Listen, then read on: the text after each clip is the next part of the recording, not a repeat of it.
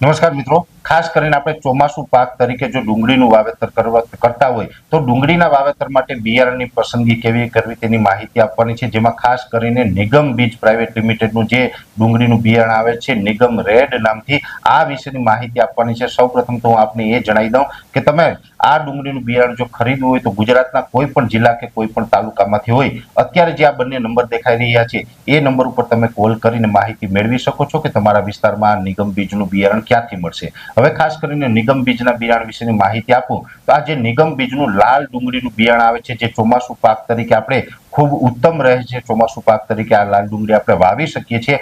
આનું પેકિંગ આવે છે 500 ગ્રામની અંદર. આનો 500 ગ્રામનો ભાવ હોય છે 1200 રૂપિયા આસપાસનો. અને આ જે ડુંગળી છે એ ગુજરાતના દરેક વિસ્તારની અંદર અનુકૂળ છે, દરેક જમીન અને દરેક વાતાવરણની અંદર આપણે વાવી શકીએ અને અનુકૂળ બિયારણ છે, ખૂબ સારું બિયારણ છે.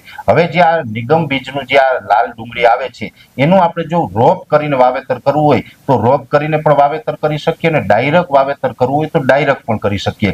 બંને રીતે આપણે આનું વાવેતર કરી શકીએ. માની લઈએ કે આપણે આનો રોપ કરીને પછી ફેર રોપણી કરીએ તો ફેર રોપણી કરેલી હોય તો ફેર રોપણી કર્યા પછી જે આના પાકવાના દિવસો હોય છે એ 95 થી લઈને 105 દિવસની અંદર આ પાકે છે. માની લઈએ કે આપણે ડાયરેક્ટ વાવીએ છીએ તો 1 મહિનો સમય વધારે લાગે છે, એટલે કે 125 દિવસથી લઈને 135 દિવસની અંદર આ પાક તૈયાર થતો હોય છે. એટલે એ રીતે આપણે આ બિયારણનો દર રાખીને વાવીએ તો રોપ અને ડાયરેક્ટ બંને રીતે આ નિગમ બીજનું જે આ લાલ ડુંગળી આવે છે એનું વાવેતર કરી શકીએ છીએ.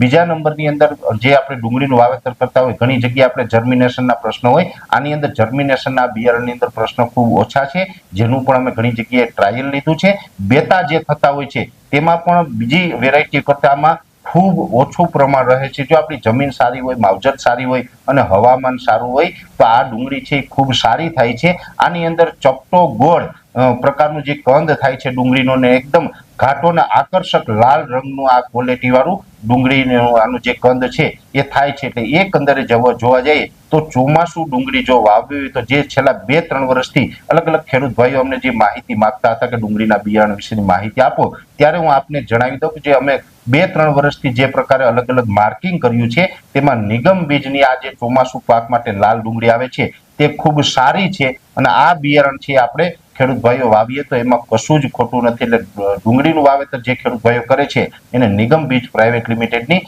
નિગમ રેડ નામથી જે આ ડુંગળી આવે છે એ ડુંગળી વાવવા માટે મારી ભલામણ છે. છતાં પણ આ નિગમ બીજની આ લાલ ડુંગળી આવે છે એની કોઈ તમારે વિશેષ માહિતીની જરૂર હોય તો વિડીયોની શરૂઆતમાં આપણે જે નંબર આપેલા છે એ નંબર ઉપર તમે કોલ કરી અને વિશેષ માહિતી મેળવી શકો છો. અત્યારે આ વિડીયોની અંદર એટલું જ. અંતમાં દરેક મિત્રોને વિનંતી રહેશે કે આ વિડીયોને લાઈક આપીને દરેક ગ્રુપમાં શેર કરવો અને આપણી આ ચેનલને સબસ્ક્રાઇબ કરવી. રજા આપશો. ધન્યવાદ.